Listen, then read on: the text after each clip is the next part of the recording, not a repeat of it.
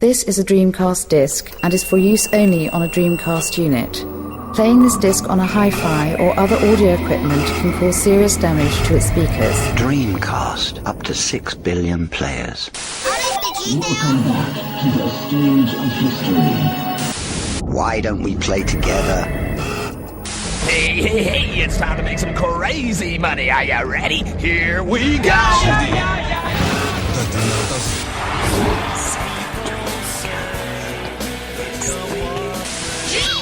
Please stop this disc now. Hello and welcome to the very first maiden episode of the Dreamcast Junkyard podcast, also known as the DreamPod. The name for that will become apparent shortly when I explain it. But first of all, a couple of introductions. My name is Tom. I write on the Dreamcast Junkyard site as Tom, obviously, because that's my name. And also I've quite a lot to do with the Facebook page and the Facebook group. Joining me this evening is Rob. Hello. My name's Rob. I also do some writing on the Junkyard, or I've been doing so for the last 8 months or so. Journalist by profession. Write about lots of things. Video games are one of those things. So you're an actual journalist. An actual journalist. Can you believe that? Wow. And on the left, I didn't say on the right, but on the left is a esteemed junkyard stalwart. I don't know if that's what you want to call him, but the Gagaman. That could work. Hello, I'm the Gagaman, or Aaron. You can just call me Aaron if you like. I was kind of Dreamcast Junkyard writer number 2, I guess you could say. Yeah. I was like the first new person to sort of join in all those years ago. God, yeah, it's almost 10 years ago, isn't it? And I set up a YouTube channel and made a bunch of silly videos on there that people liked. And Cool, yeah. Just going back to that, Aaron Gagaman, that was it was less than a year after the site started that you joined.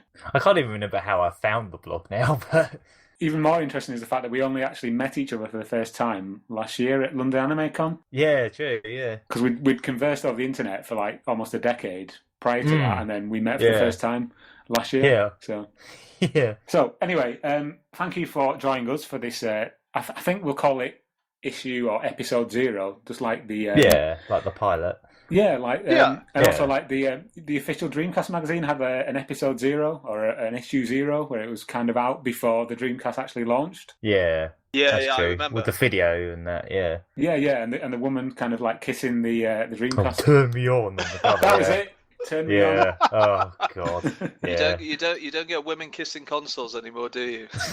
It's just not enough of it. It's too PC these days. That's why. It's a different time.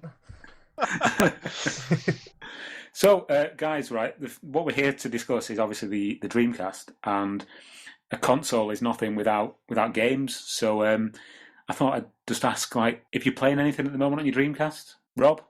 A lot of people probably aren't going to be too impressed, but I decided to start replaying some of the Tomb Raiders. Okay. Some of those early games. I know they get a bit of a bad rep now, and quite a lot of them rightly so, but with the news of the next Tomb Raider, which is coming along, I forget its official Rise title. of the Tomb Raider. Rise of the Tomb Raider. Yeah, it's an Xbox One exclusive, and I don't know, there was something about the fact that I wasn't going to be able to play because I've got a PS4, so I thought I know what I'll do. I think it's going to be a timed exclusive. I think they were very sort of it's exclusive-ish. Yeah, they've probably got it for the first 6 months or something. Yeah. I think that's what it sounds like. They're just being very sort of funny with their wording of it. Yeah, you're probably right. It was just something, because I played the last one again. The name slips me, Tomb Raider Origins or whatever it was. I think it was just Tomb Raider, but yeah. Just the Tomb Raider. Yeah. And I had fun with that, but the one thing that I felt didn't have enough of was actual sort of the tomb raiding aspect of Tomb Raider. Yeah. There was a lot of murderizing. You probably should have been called Bloke Shooter. Exactly. Yeah, you did a lot of bloke shooting and murderizing, but you didn't do much actual raiding of tombs. So I thought, great, so Tomb Raider: The Last Revelation and Tomb Raider Chronicles, two of the not so good Tomb Raider games, but they're on the Dreamcast, so I got them to hand, and I've been playing on those. They're as bad as you remember. I have to be honest, I can remember playing Tomb Raider: The Last Revelation, and it was after I'd already played it on the PlayStation. And I do remember being quite impressed with the graphics, especially in the first level where you get them like shafts of sunlight coming through the ceiling. I always thought, when in that one where you play as her when she was a bit younger, I always thought she looked really creepy. Yeah. Like yeah, her I know what face you was mean. really weird. It almost kind of looked like she had braces, but she didn't, and she was just kind of. Mind you, Tomb Raider back then Lara Croft did look kind of odd back then. Wasn't it like a weird kind of thing where, like, if you could like position her where her face was right up against the camera, her facial expressions would like God, change, yeah. and it was like a God. weird kind of like Microsoft Paint sort of Oh, animation. God. It would change, like her eyes would blink and like all that kind of thing. Boy. Anyway, enough Tomb Raider. Gagaman, what have you been playing? The last thing I played was I did a live stream a couple of weeks ago with my girlfriend, and we were playing through Tojo Manel games because the Kickstarter finished and it was successful, like for the new game. So we were playing through. Well, we played through the original game on the Mega Drive, but then we played the third game, the prototype on the Dreamcast. Excellent. Yeah. Cool. Yeah, we were trying that out. We actually tried it on 2-player because I hadn't tried that before. And it's slightly broken when you play it 2-player. It works, but like the map doesn't work properly. It sort of like doubles up. And when one of the players dies, they're just stuck there. They just lie on the floor and just get stuck there, and you can't progress the next level because they're just lying there forever. Which is a bit weird because obviously it's just like a type early beta or something. Yeah. I've tried multiple times to actually download and burn a copy of it, but because I'm an idiot, I can't actually get it to work. But yeah, I mean, it does look quite interesting. Is it like? I mean, how complete is it? Is the music and everything in there? Or yeah, it's all music, sound effects, all the controls work fine. It's just like a random mode where you just go from floor to floor. There isn't like any particular aim to it, and once you get so far, I think it just crashes. But like, apparently, there was a live stream with the creator Greg back on I think it was like the day before the Kickstarter ended, and someone asked him about that prototype, and he said that he reckons the version that got leaked is earlier than their last Dreamcast build. Apparently, they almost finished the Dreamcast version before it got moved to Xbox, and they went, can you just change it, please, into something else entirely? Do you know what's funny about the Dreamcast version of Toe Jam and Earl is the fact that there was nothing in any of the magazines leading up to the point when it got cancelled. No. I don't remember seeing any screenshots or hearing I've never anything about it. seen at E3 in 2001. They showed footage of it. Oh, right, okay. Yeah, there was like some gameplay footage, and I think there must have been some kind of demo at E3 maybe, but I definitely remember seeing trailers like on IGN on a tiny little video back then. Yeah, well, that's interesting. Yeah. I don't remember seeing anything like that. Yeah, 'cause interesting. what happened with that game as well is the prototype on the Dreamcast plays very much like the original Mega Drive game, but then obviously the Xbox version they had to change it. Sega asked them to make it more like. Apparently, they asked them to make it more like Donkey Kong 64. For some reason, that they apparently slapped that game on the table and said, "Make it like this." I don't know why. What a mess! Yeah, basically, and that's what they ended up with—a mess. That's true. And then they were all fired. Yeah, and this is why they've, obviously done a Kickstarter for a new game without Sega, because they don't want them tampering with it, basically, because that's twice that's happened. The second game was going to be almost an expansion to the first game, but then Sega went, can you make a platformer instead, because they're more popular kind of thing. So, yeah. Wow, so you've played Toe Jam and Earl 3, Toe Jam and Earl on the Dreamcast is the last one you played. I don't think I can beat that, to be honest, especially when you hear what the last game I played actually was. I won't hold you in suspense any longer. It was World Series Baseball 2K1. Oh, wow. Oh, God, that game I thought had motion controls once. Yes. When it turned out the game was playing itself.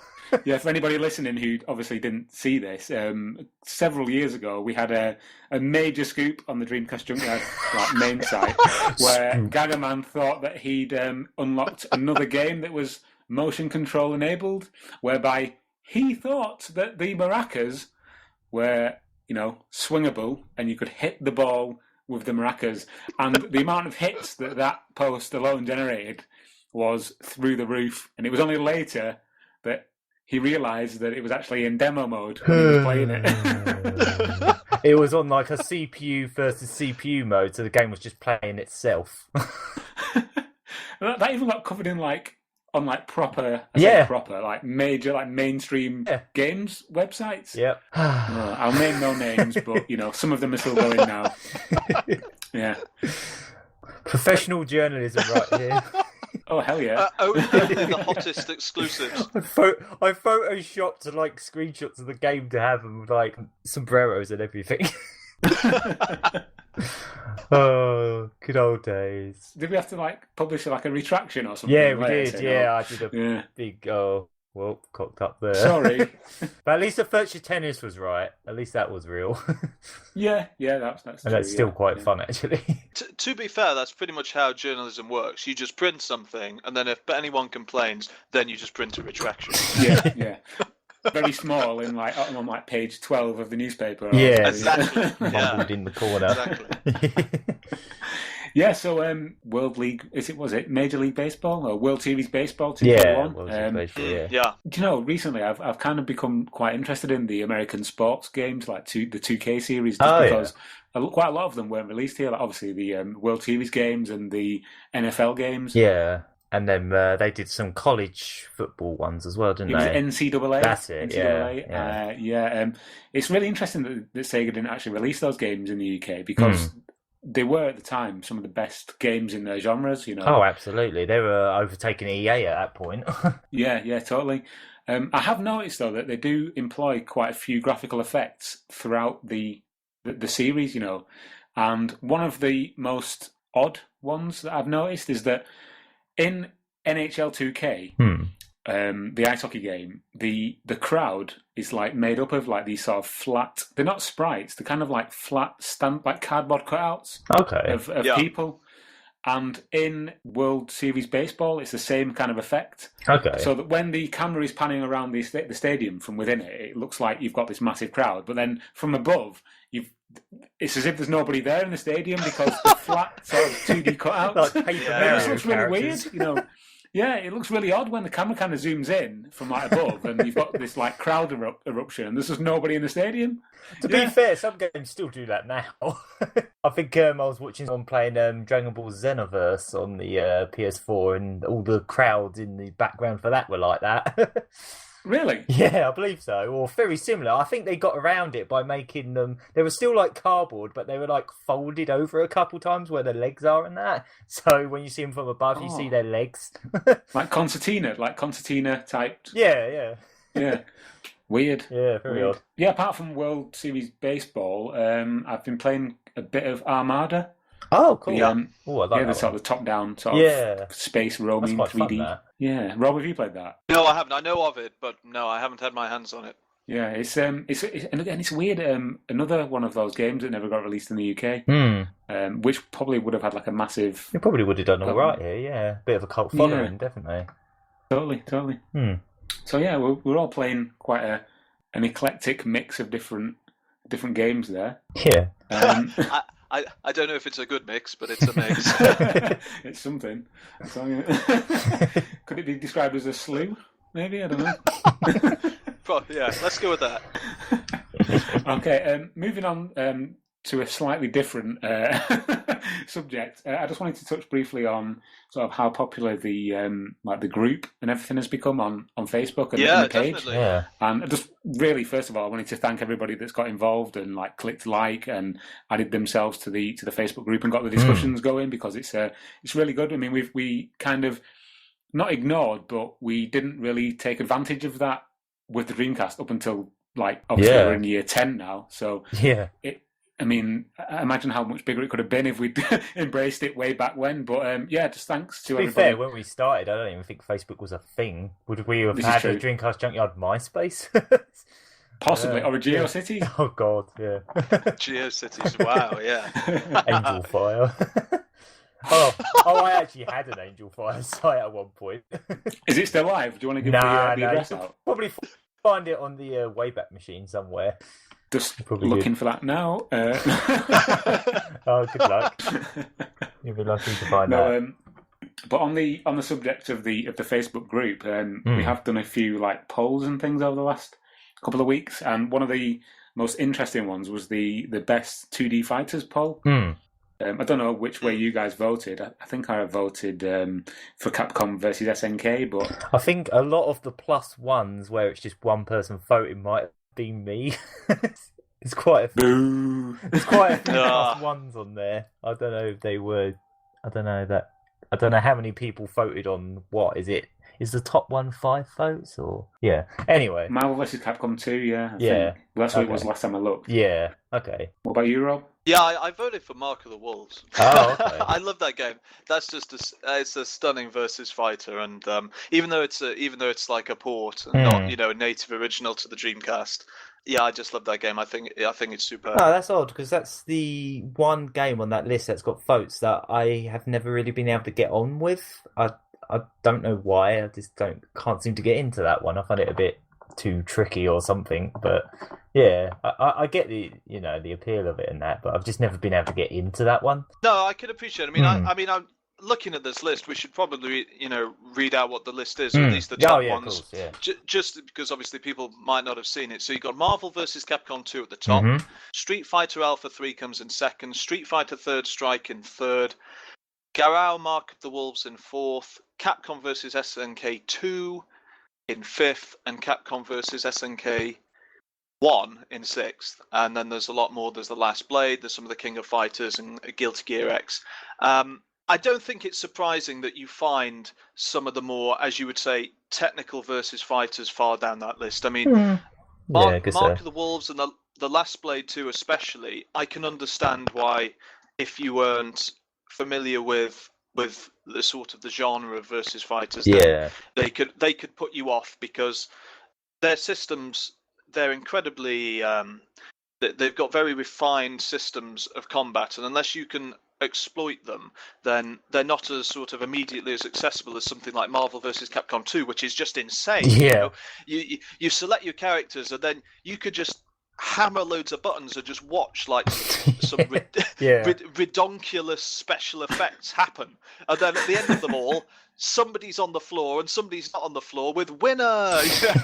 To be fair, I have to mention that was a game that actually got me into 2D fighters in the first place. I think the first time I played Marvel vs. Capcom 2 was in Florida in Disney World. There's a place called Disney Quest. I did a little video about it on our channel a little while back, but they had Marvel vs. Capcom 2 there, and I was just playing it all night against people, and that's what got me into like starting to buy all the Capcom games up, because obviously it's such a ridiculous game. It's the first one that sort of appealed to me, but then after that I really got into Capcom vs. SNK, with the second one being my absolute favourite on the Dreamcast. I agree with you entirely. I think they're incredible. I mean, don't get me wrong, I got Marvel vs. Capcom 2, I've had loads of fun with it.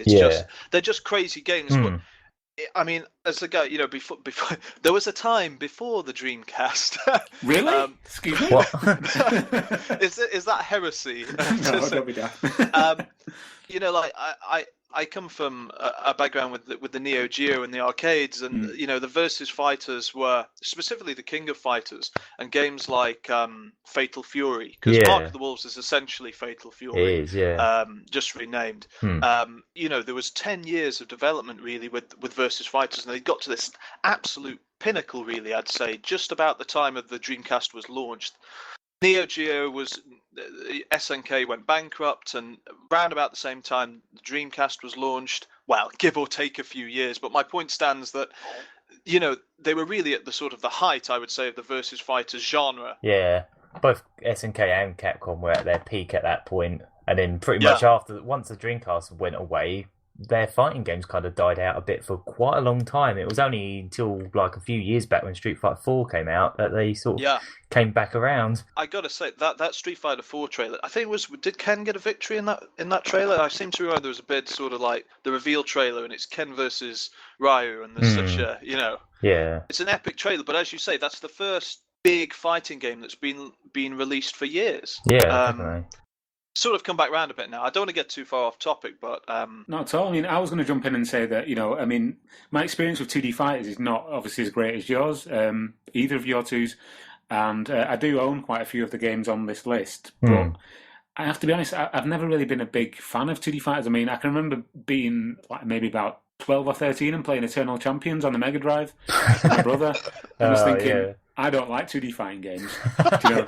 That is really not a that good may place have had something to do with it. it. Yeah, definitely. That's the reason why, right there. But it's like, I mean, I can appreciate how... I played one, I know I'll definitely never like any ever again because of that one. Well, I was just going to say that since like getting involved in like import gaming, so I've come quite late to the table when it comes to like NTSCU and NTSCJ gaming, especially on the Dreamcast, which is pretty daft considering how much of a love I've got for the Dreamcast. But it's only in recent months, really, that I've kind of got involved with like Garurumaka of the Wolves, and Guilty Gear X is another one that I find like really, really impressive. You know, and I think for someone like me who's not massively involved with like the like Rob said, the technical side of fighting games, I'm quite impressed with the more of the aesthetic side, the animation, and the spectacle. That's of kind some of of where these I games. come from it as well. That's what really appealed to me about like Capcom's fighting games back then, was mainly the animation. A lot of the time it was just like pressing buttons and seeing what kind of ridiculous shit happens. But yeah, totally. It's always I think what we can definitely take away from this list is that I think the Dreamcast really, it had so many good fighting games that there is really something for everybody. Like, I mean, it's definitely one of those genres that the console really nails, you know. Yeah. I mean, there's a couple on that list that are not even there. Like, you could get what's it called? Vampire Chronicles. There was like there was a port of Vampire Chronicles, which is basically the same game that was on the Sega Saturn, but like with an online mode tacked on. You could even get Street Fighter 2 for it, and all that's really expensive now for some reason. But I have to also give a little nod to Last Blade 2. That's probably one of my other favourites for completely different reasons to all the other ones, because it's got such a unique style and tone and charm to it that most other 2D fighting games don't have. It's actually kind of sort of mellow and also a bit more melodramatic. And there's a character in that game that every time she kills someone, her victory is her crying. she just gets on the floor and just bursts into tears every time. Yeah. You don't get many fighting games that do that. Like, actually make the characters realise what they're bloody doing. That was something I really liked about that game. It was just really unique. Even like the soundtrack and everything about it was cool. Okay, I think we'll move on slightly. There's something I wanted to ask you both that's not actually sort of on the list, and I just really wanted to know what your history with the Dreamcast is.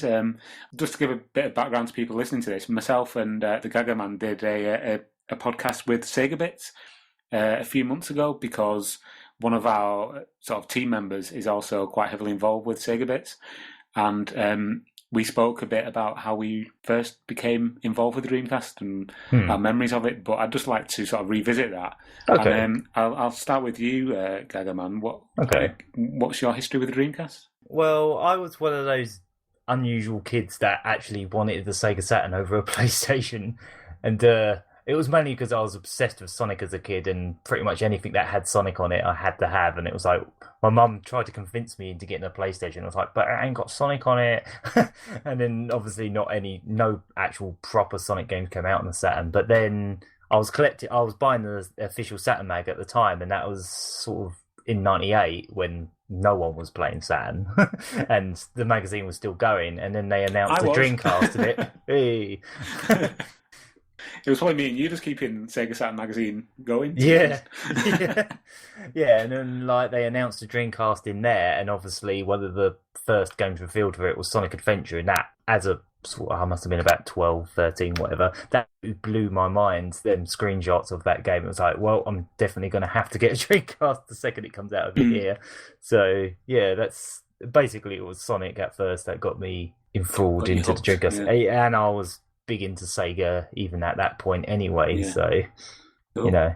Rob, how about you? Yeah, it's kind of the same really. Like, I can remember that I always felt that the sort of not the UK based advertising campaign, which, you know, Tom, you've covered on the side a bit, was very, very distinctive, a bit weird, but a lot of the coverage coming from America and coming from Japan at the time, I don't know. It seemed the hype seemed to be really, really big with the Dreamcast, or at the time it really, especially in America. Yeah, it really seemed to be like, it would literally. I mean, it would blow so many of its competitors away, and I can remember getting incredibly excited without really even having any sort of UK-based advertising or even UK-based journalists telling me that you should be excited, you know.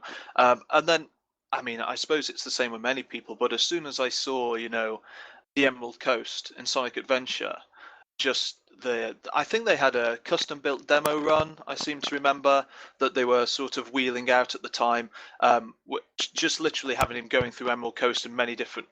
It just blew me away at the time. And coming from, you know, at the time, the Saturn, I mean, it was... what can you say? The Dreamcast really did feel like it was sort of like turned to Sega as they were back in the Mega Drive days when they were really competitive and they were like, right, we're just going to put our all into this. The Saturn, like in Japan, it was massive. But here, they just didn't really try. They were just like, well, this isn't really working. Let's just not bother. And they just barely released anything here. That's right. And it just kind of went under the radar a little bit. But the Dreamcast, especially in America, it felt like they were really just like, really putting their all into it, and in the end it really was a case of that was Sega at their absolute most creative peak. Like the games and their marketing was just like ridiculous. It was. I think you've sort of probably touched on why it was such it appealed to me so much, as well as that. I think you're right. I think it did remind you of just how good Sega were, and you definitely sort of forgot. Certainly in the West, you'd forgotten that in the 5 to 6 years prior to the Dreamcast being released, because of the Saturn, essentially. It has sort of soured the name. I mean, historically, Sega had got a pretty good base in Europe and specifically in the UK, but I'd just fallen out of love with the brand, I think, a bit. So when the Dreamcast came along and it just looked like nothing that you'd seen before, and when you see, you know, Sonic's being chased by that whale, I mean, it just blew me away. Yeah, I mean, I think for me as well, it was the same. I was a Saturn owner, and then I went towards the N64. But I mean, at the time, I was always looking. Even now, still, I'm always looking for the next thing that's coming out. You know, that's why I've got a PS4. Yeah. And again, it was no different when I knew the Dreamcast was coming. At the time, I had no access to the internet really, apart from at school. But so I was reading like magazines like Computer and Video Games and EGM, and you get these like grainy shots of like these games. Yeah. I was like, wow, look at this! It's Sega Rally 2. Amazing, you know. I need this console. Yeah, you know, I need it. So yeah, from the moment really that it was announced, I was aware of it and I knew that it was coming. And as soon as prior to it being released in this country, a friend of mine had one. Wow. I would go around to his house and play on it, you know. And he had the old. What's it called? What was it? Project Berkeley disc that was with Virtua Fighter 3, yeah. Virtua Fighter 3, yeah. So I mean, at the time we didn't know anything about what that was. Yeah. It was just like, oh, this is a nice tech demo, great. It was Berkeley.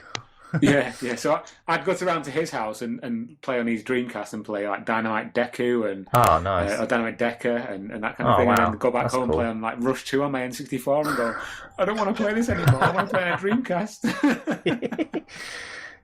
So yeah, as soon as it came out, I was really keen to get rid of the N64 and get a Dreamcast, and you know, the rest is history. So that's great. That was where my love for the console was born, really, probably out of spite and jealousy.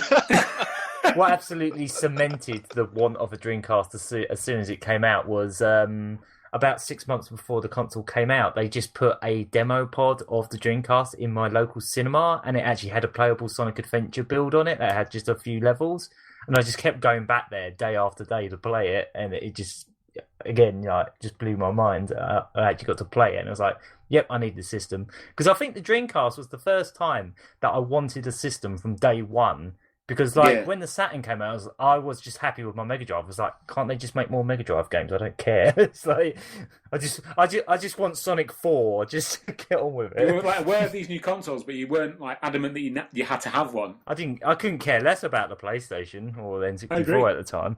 When the PlayStation came out, I had a friend who lived around the corner who had a PlayStation, and the same Christmas that he got a PlayStation, me and my brother got an N60, a Mega CD. Oh wow, yeah. And we were like really like sort of impressed that we had like video footage on our Mega CD, and then we went around to my friend's house and he showed us like demo 1, and we were like, oh, for fuck's sake.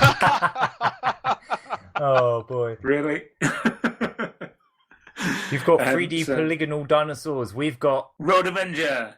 Road Avenger's awesome. I love that game. But yeah. Anyway, guys, we should move on. Yeah. Should. Something that Rob pointed out was that on launch, GameSpot, popular gaming outlet GameSpot, gave Sonic Adventure 9.2 out of 10, stating that it's a must-have game for the Dreamcast. And what we want to discuss now is, were they right? I mean, taking into consideration that things have moved on a lot since then, how do we feel? If that game was released now, what do you think the gaming press would have said about it, other than that it's unfinished? Well, Sonic Adventure is definitely one of those games that was the time and place kind of thing. Like, quite a few Dreamcast games I feel were a bit like that. They're kind of like, for the time, it was amazing, but when you sort of go back to it now, it is really showing its age. But, I totally agree. I mean, at the time, I think a lot of people were crying out for a new 3D Sonic game. Yeah. Because Sonic Extreme got, cancelled. Mm-hmm. And it'd been a while since there was a Sonic game, to be honest. Decent one. Yeah. I say decent. Going back to it now, the first thing that I notice is how sort of elasticated Sonic's face is when he talks. Yeah. He actually talks with his eyebrows. Yeah, that's true. Yeah. The entire face sort of contorts. It was before they knew how to do lip sync. Rob, what do you think? I thought about this because just recently, I in one of my posts on the Junkyard, I said that I thought that Sonic Adventure was one of the best launch games with a console of all time, and a few people disagreed with me. And it got me just thinking about actually, what did I mean by a launch game? And I think you're both right. I don't think Sonic Adventure actually holds up well at all now. I think it was a time and place game. It definitely still has its redeemable qualities to it. Definitely, there's still a few things in that game that are executed better than a lot of other 3D Sonic games since. There's just a few elements of it. I still really like the tone of it. I still like the plot in it. It's just the right amount of seriousness without being too serious for a Sonic game. And it is camp, though. Let's be honest. It is quite camp, yeah. Like, the voice acting is really bad, but like the actual plot with like Chaos and Takao and all that, I always thought was quite nice. And then I thought they kind of went a bit stupid with the second game, Sonic Adventure 2. It kind of went a bit ridiculous at that point. But there's still a lot of things I like about that game. One thing I'm curious about is, do you think it's better than Sonic 06? Yes, that goes without saying. Rob? Yeah, I'd agree. Okay. Yeah. Cool. I'm only asking because I've not played Sonic 06 and it's cheap in the shop near me. So I'm just unless you want a laugh. To be fair, Sonic 06 is so bad it's funny. Like, there's so many glitches in that game that would just make you roll on the floor. Did you ruffle? ROFL? Yeah. Well, just for an example, there's a guy reading a newspaper in the town and you dash into him and he falls off the chair and he'll start walking back to the chair, but as he's walking back to the chair, he'll keep sitting down in the air and like springing out this newspaper out of thin air, just like constantly as he walks back to the chair, like whoop, whoop. Just stuff like that is really weird. And if another character's following you in that game, every single platform you jump on, they won't jump onto it. They'll just fall and die every single time. And they will scream as they die. So if Tails is following you, you'll be jumping on some platforms and you'll hear Tails go, Even Sonic 2 got that right. Yeah. Just because they launch, it's 06 under the, it's still Sonic Team, guys. It's still Sonic Team. But really, is it like, it's not the same guys who, probably did Adventure and... No. I think it was the last game that Yuji Naka worked on. I know that much, but I don't think he had that much of a role in it. He didn't program it or anything. I think he was just like a producer. But after that, that's when he left Sonic Team, I believe. But he gave no fucks at that point, did he? No, He was just like, right, I'm going sick after of it. this. I'm out. Okay. He's thinking, yeah. Yeah. You know, like the last couple of days of school when you're just about to leave, and it's just like, yeah, I'm not doing any work. You know what you're going to do to me? You know? Yeah. Stop this. I'm going to go make games like Let's Sorry, the last thing I would say about Sonic Adventure is that, you know, like I agree that I don't think it is better than 06, but it doesn't stand up. But still, as a sort of in a very narrow bracket of genres of launch titles, it does have something about it. It's something that's intangible, you know. Like, I don't know if there's obviously probably a little element of rose-tinted glasses, but there was definitely something about that game selling that console in the West. I mean, I imagine it sold like hotcakes in the East as well, but I don't know. People seem to lose their mind when they saw Sonic Adventure running on the Dreamcast for the first time. Yeah, some of my absolute fondest memories of gaming in general was getting a Dreamcast and playing that game from beginning to end for the first time. That is one of my fondest memories. Even though the game doesn't hold up now, like back then it just blew my mind, and it was like the greatest thing I'd ever played at that point. It just felt like so good to me. And I don't remember falling through floors. I think one thing that's kind of tainted like its reputation a little bit is the ports, like the Sonic Adventure Deluxe and all that, because they were actually glitchier. So people have played those and gone, oh god, that was a glitchy mess. But the Dreamcast one actually had slightly less glitches, I want to say. Like the GameCube and the PC versions are actually a little bit more broken. I think we've dwelled on that one long enough, and I think it's probably coming towards the end now of what we wanted to do today. Cool. There's a couple of not announcements, but I want to give a couple of shout-outs. Okay. First of all, I wanted to say that it's not just us three who kind of run the Dreamcast Junkyard. There are a couple of other guys as well who couldn't be here for whatever reasons. We've got Gaz, who's lost Ruin.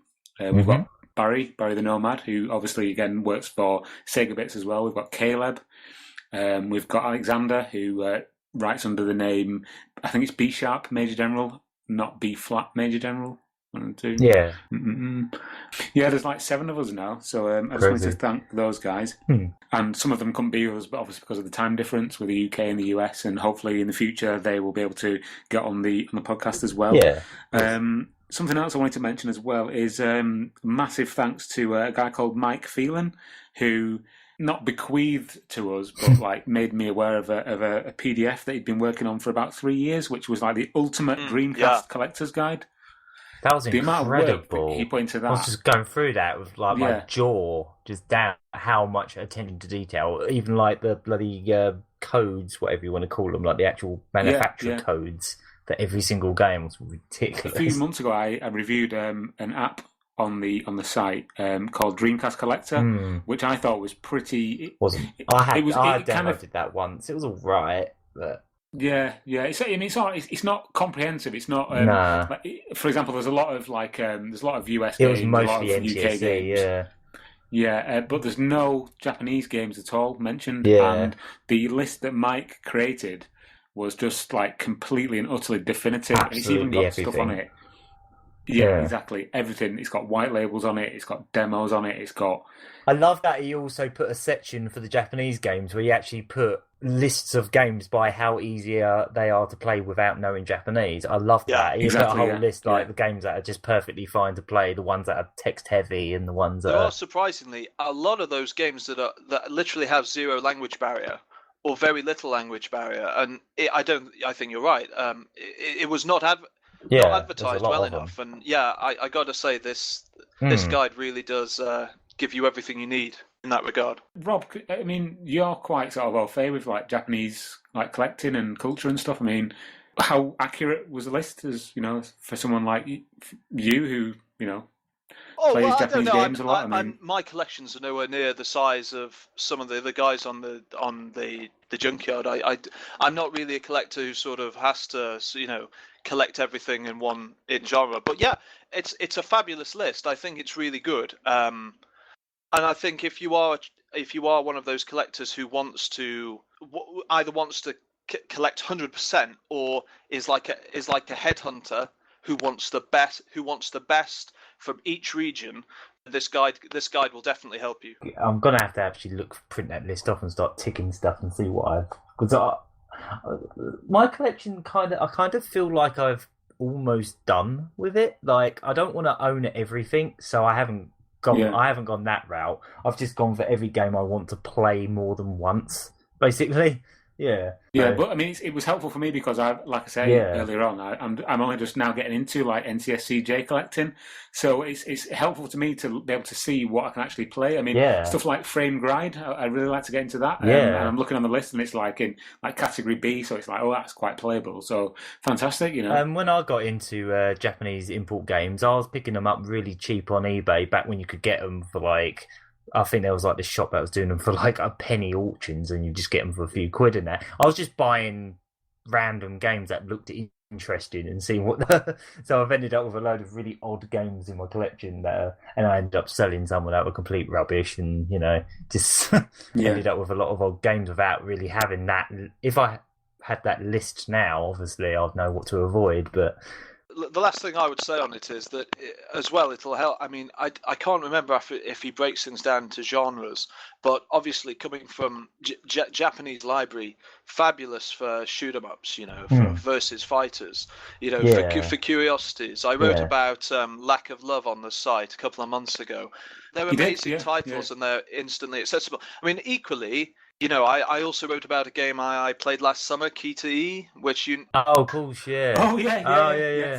Was it Lack of? Was it Finding Love in the Northern City or something like that? I remember that being like one of the first like Dreamcast games announced in the Saturn magazine. I think like they were actually like reporting on all the first Japanese games that were announced, like D2 and stuff, and they actually said it in the magazine. Why do they keep announcing dating sims? Dating sims, they're still huge, but they were specifically huge through the 90s and 2000s. Sega Saturn was absolutely flooded with them, and the Dreamcast has got piles of them. Like when the Dreamcast sort of stopped, like here and everywhere around 2002, the Dreamcast just got flooded with that genre. There were hundreds of like PC ports, I think, just like thrown onto the system in Japan. The point is with those that you can't just pick them up and you'll be immediately turned off, not just by the genre, but just because of the language barrier. But as you say, this guide, of course, if you haven't seen it, see it. I really like it.